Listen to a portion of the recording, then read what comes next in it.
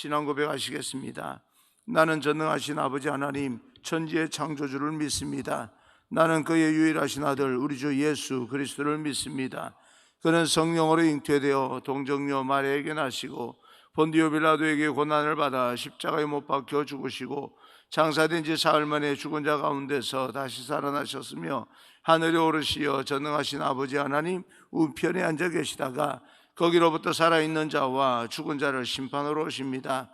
나는 성령을 믿으며 거룩한 공교회와 성도의 교제와 죄를 용서받는 것과 몸의 부활과 영생을 믿습니다. 아멘.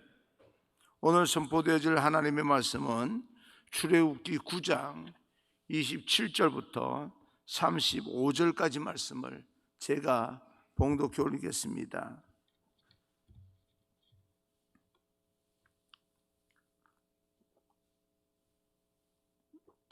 출애굽기 9장 27절로 35절까지입니다. 바로가 사람을 보내어 모세와 아론을 불러 그들에게 이르되 이번은 내가 범죄하였노라. 여호와는 의로우시고 나와 나의 백성은 악하도다. 여호와께 구하여 이 우레소리와 우박을 그만 그치게 하라. 내가 너희를 보내리니 너희는 다시는 머물지 아니하리라.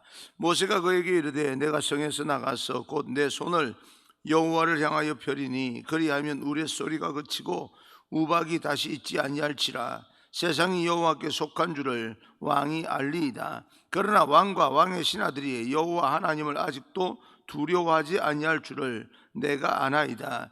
그때에 보리는 이삭이 나왔고 삼은 꽃이 피었으므로 삼과 보리가 상하였으나 그러나 밀과 쌀보리는 자라지 아니한 고로 상하지 아니하였더라. 모세가 바로를 떠나 성에서 나가 여호와를 향하여 손을 펴매 우레소리와 우박이 그치고 비가 땅에 내리지 아니하니라. 바로가 비와 우박과 우레소리가 그친 것을 보고 다시 범죄하여 마음을 완악하게 하니 그와 그의 신하가 꼭 같더라. 바로의 마음이 완악하여 이스라엘 자손을 내보내지 아니하였으니 여호와께서 모세에게 말씀하심과 같더라. 아멘. 오늘도 여전히 살아계신 하나님의 큰 은혜가 여러분 위에 가득가득 채워지기를 간절히 소망합니다. 의로우신 하나님의 자비와 긍휼이라는 제목으로 하나님께 주신 음성을 듣겠습니다. 하나님의 판단은 항상 틀림이 없습니다. 의로우십니다. 공의로우십니다. 의롭다라고 하는 것은 바르다 그런 뜻입니다. 범죄할 때 회개하면 용서하시고 그렇지 않으면 결국에는 재앙을 맞이하게 됩니다. 바로의 행동에 대해서 하나님은 어떻게 바로에게 행하시는지 다시 한번 오늘 말씀을 통하여서 우리가 살펴볼 수가 있습니다. 마음이 강팍하고 고집이 센 바로가 조금은 좀 누그러지는 그런 모습을 보이게 됩니다. 자기만 힘든 것이 아니라 신하와 모든 백성들이 다 힘들어하니까 이제 그런 현상을 보면서 마음이 좀 누그러집니다. 27절입니다. 27절 바로가 사람을 보내어 모세와 아론을 불러 그들에게 이르되 이번은 내가 범죄하였노라. 여호와는 의로우시고 나와 나의 백성은 악하도다. 이번에는 내가 범죄하였노라. 아무리 생각해도 이번에는 내가 잘못했다. 내가 잘못한 것 같다라고 말합니다. 다시 말하면 하나님은 옳고 나는 잘못되었다. 그런 고백입니다. 바로가 물론 이제 변하지 않는 마음으로 속마음은 그렇지 않다라고 할지라도 겉으로 하나님 앞에 이런 고백을 할 수 있었다라고 하는 것은요, 사람이 하나님 앞에 서면 그 앞에서는 이런 고백을 할 수밖에 없습니다. 물론 진정한 회개나 진정으로 자기 잘못을 뉘우쳤다고 볼 수는 없지만 사람이 하나님 앞에 서게 되면 이런 고백이 터져 나오게 되는 겁니다. 하나님은 옳고 나는 잘못되었다. 28절입니다. 여호와께 구하여 이 우레소리와 우박을 그만 그치게 하라. 내가 너희를 보내리니 너희가 다시는 머물지 아니하리라. 내가 너희를 보내주겠다. 내가 이스라엘 백성들을 보내주겠다.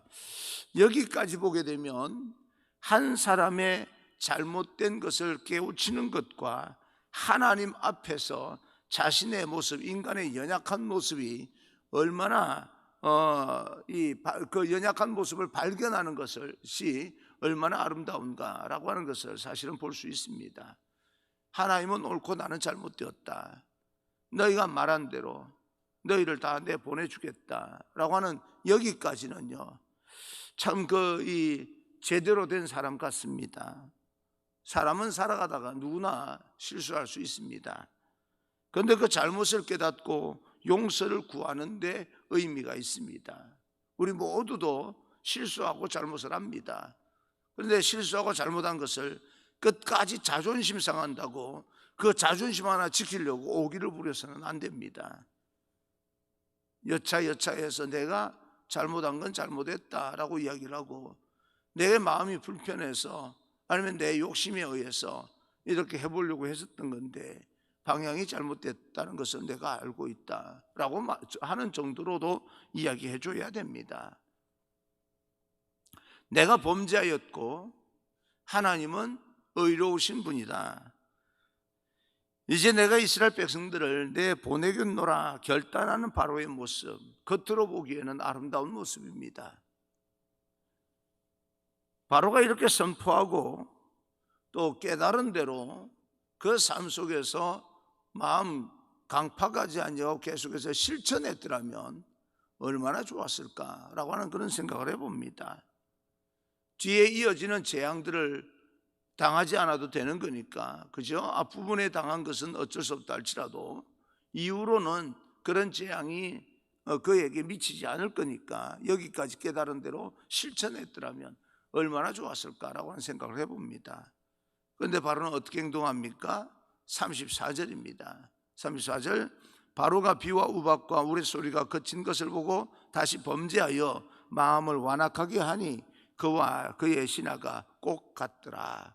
바로가 우박과 그 우레소리, 뇌성이 그치자 마음이 또다시 완악하게 되어서 다시 범죄하였다. 슬픈 모습입니다. 완악하다라고 하는 것은요, 독한 마음을 품었다 그 말입니다. 독한 마음을 품었다. 다시 마음이 강팍해지고 범죄를 합니다. 마음이 여전히 열리질 않습니다. 우리 가운데 이런 반복되는 죄의 씨앗은 없는지 한번 살펴볼 필요가 있겠습니다. 다시는 내가 이런 죄를 행치 않겠다라고 결단하면서도 얼마 지나지 않으면 이전 듯이 똑같은 죄를 범하는 그 자리에 있지 않습니까? 죄의 중독이라고 이야기합니다. 죄를 범할 때는 정말 이러면 안 되는 거야, 절대 두 번 다시 이런 일이 일어나면 안 되는 거야, 자기 스스로도 그렇게 알고 결단을 하는데 자기 스스로 그 죄를 끊을 수가 없습니다. 사람마다 약한 부분이 있는 것입니다. 어떤 사람은 밤만 되면 변하는 사람이 있습니다. 밤 문화에 젖어서 낮에는 단정했다가 밤이 되면 그냥 야수처럼 변하는 그런 사람이 있습니다. 어떤 사람은 물질에 약하고 어떤 사람은 명예에 약한 사람이 있습니다. 그러한 것에 당할 때에는 내가 다시는 하나님보다 물질과 명예와 권력을 쫓지 않겠습니다 라고 울고 불고 다짐하고 또 결단을 하지만 시간이 지나고 나면 또 그것 때문에 범죄하는 것이 사람입니다. 우리는 거기에서 벗어날 수가 없습니다.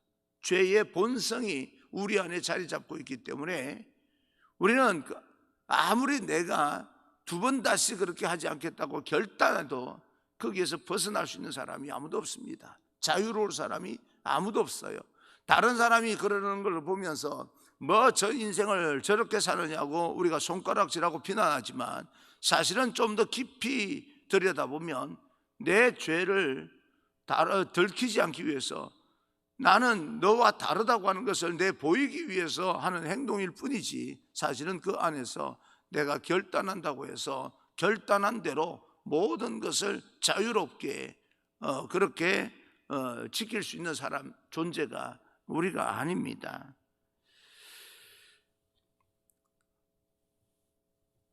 그 악순환의 고리를 우리는 반드시 끊어야 됩니다. 그 고리를 끊는다고 다 우리 곁에서 그 모든 것들이 사라지는 것이 아닙니다. 내가 명예에 자유롭게 된다고 해서 명예가 내게서 다 떠나는 것도 아닙니다. 내가 권력을 추구하지 않는다 할지라도 권력이 내게서 완전히 떠나는 것이 아닙니다. 내가 물질에 대해서, 돈에 대해서 자유롭다고 해서 돈이 나에게 한 푼도 오지 아니하고 거지처럼 사는 것 절대 아닙니다. 악순환의 고리를 끊는다고 그 우리 주변에 있는 모든 것들이 다 사라지고 내가 망하는 것이 아니라고 하는 사실을 우리는 알고 있어야 됩니다. 우리가 가장 약한 부분, 여러분 한 명 한 명은 내가 가장 약한 부분이 어떤 것이다 라고 하는 것을 알고 계십니까? 끊고 싶은 그것을 과감하게 끊을 수 있는 그런 우리 모두가 되어지기를 간절히 소망합니다. 악순환, 내 삶의 악순환을 이제 계속해서, 그래서 내가 망가지고 어그러지고 이 삶을 제대로 건강하게 살아갈 수 없게 만드는 그 어떤 그것은 과감하게 끊어야 됩니다. 성령의 도우심으로 반복되는 죄악을 끊을 수 있는 그런 결단의 날이 되기를 간절히 소망합니다. 회개하고 범죄하고 또 회개하고 범죄하고 그리고 결단하고 실행하지 아니하고 그렇게 살았던 바로가 마치 내 모습을, 그런 죄악을 범하는 모습이 내 모습은 아니지만 결단한 대로 살지 못하는 바로의 모습이 바로 내 모습이 아닌가라고 하는 것을 한번 살펴보고 깊이 성찰할 필요가 있습니다. 우리는 코로나 바이러스 이후에 교회가, 우리 모든 하나님의 백성들이 더 깊이 있게 성찰할 필요가 있습니다. 그리고 반드시 또 다른 방향으로 거듭나야 됩니다. 그러면 그렇게 행동하는 바로를 하나님께서는 어떻게 다루시는가? 하나님은 뻔히 아는데도 불구하고 잘못을 깨우쳤다라고 싶을 때는요, 용서해 주십니다. 그 재앙을 걷어 가십니다. 하나님의 속성을 모세는 잘 알고 있었기 때문에 이 바로에게 다시 말하는 이 모세의 말이요, 하나님의 마음입니다. 어떤 말을 남깁니까? 29절입니다. 29절, 모세가 그에게 이르되 내가 성에서 나가서 곧 내 손을 여호와를 향하여 펴리니 그리하면 우레소리가 그치고 우박이 다시 있지 아니할지라 세상이 여호와께 속한 줄을 왕이 알리이다. 모세가 말하는데 내가 성을 나가서 내 손을 하늘로 펴고 향하여 들고 간구하면 내렸던 재앙을 거둘 것이다 라고 말하는데, 모세는 하나님의 마음을 이미 알고 있습니다. 모세는 하나님께서 10번 범죄하더라도 11번씩 기회를 주시는 하나님이시다라고 하는 것을 알고 있습니다.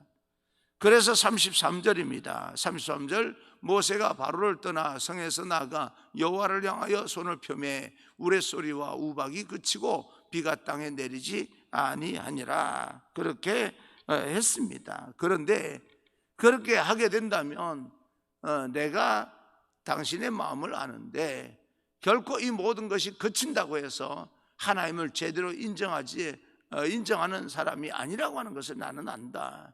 그리고 우리 이 이스라엘 백성들을 또 우레소리가 그치고 우박이 그치게 되면 내보내지 않을 것이라고 하는 것도 내가 다 알고 있다. 내가 너 모르냐? 라고 하는 이야기를 하고 있습니다. 여러분, 내가 너 모르냐? 라고 하는 그 말을 들을 때 무엇을 안다라고 하는 것일까? 라고 하는 것을 스스로 좀 생각해 볼 필요가 있는 거죠. 그 사람에게 뭔가 내 행동을 반복적으로 보임으로 인하여서 그 사람이 나를 어떤 사람으로 생각하고 있는지, 그 사람이 생각하고 내가 너 알고 있어 라고 말했을 때는 그 사람에게 어떤 모습을 계속해서 반복적으로 보여준 결과물일 것입니다. 아, 내가 이 사람에게 이렇게 보여줬구나. 야, 내가 너 약속 안 지키는 줄 알고 있어. 그동안 내가 얼마나 약속을 안 지켰으면 그 사람 입에서 내가 너 약속 안 지킬 거라고 하는 것을 알고 있었다는 말이 나오게끔 만들겠습니까? 다른 내 주변에 있는 사람들, 심지어 남편에게, 아내에게 나를 알고 있다는 그 말이 부정적인 것입니까? 긍정적인 것입니까? 우리는 이런 어떤 계속해서 반복해서 보여준 모습이 정말 그 사람에게, 우리 주변 사람에게, 남편에게, 가족들에게 아름다운 모습이었을 줄로 믿습니다. 그렇게 되기를 주님 이름으로 축원합니다. 정말 하나님 앞에 나아가 손들고 기도했더니요, 재앙이 그치게 됩니다. 몇 번 범죄하고 속이고 거짓으로 일관해 온 바로라 할지라도 그가 잘못을 깨우치니까 재앙이 그치는 겁니다. 설사 또 범죄한다 할지라도 그 순간만큼은 재앙을 거두어 가시는 하나님이십니다. 하나님은 그런 분입니다. 우리가 과거에 어떤 삶을 살았든지 지금 내가 잘못을 깨우치고 하나님 앞에 회개하고 용서를 구하면 용서해 주시는 분이 하나님이십니다.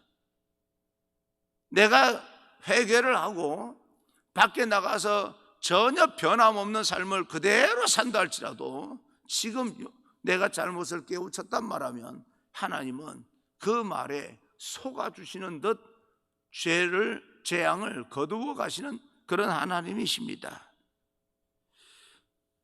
우리가 또 범죄하는 자리로 나간다 할지라도 지금 죄를 회개하면 지금의 죄를 용서해 주시는 하나님 앞에 무릎을 꿇고 나의 모든 모습을 적나라하게 성찰하면서 잘못된 것을 깨닫게 될 수 있는 그런 시간이 되기를 간절히 소망합니다. 그때 하나님은 재앙을 그치고 또 복을 내려주십니다. 반복된 죄를 계속해서 범하지만 않는다면 말입니다. 그 하나님이 나의 아버지시고 또 우리 모두가 다 그분에게 기도할 때마다 아버지라고 부릅니다.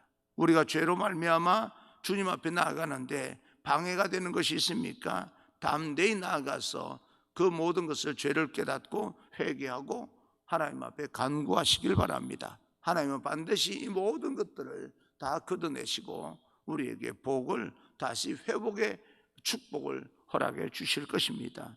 과거에 신앙의 방탕하로 살았다 할지라도 지금 주님 앞에 나아가면 주님은 우리에게 영성을 부어주시고 승리하는 삶을 허락해 주실 것입니다. 기도할 때마다 들어주시고 은혜로운 하나님께 나아갈 수 있기를 바랍니다. 일을 잘 처리하는 능력이 중요한 게 아니라 그 일을 잘 처리하는 능력과 아울러서 깊은 영성이 우리에게 있어야 됩니다. 삶 자체가 깊어야 되고 무게감이 있어야 됩니다.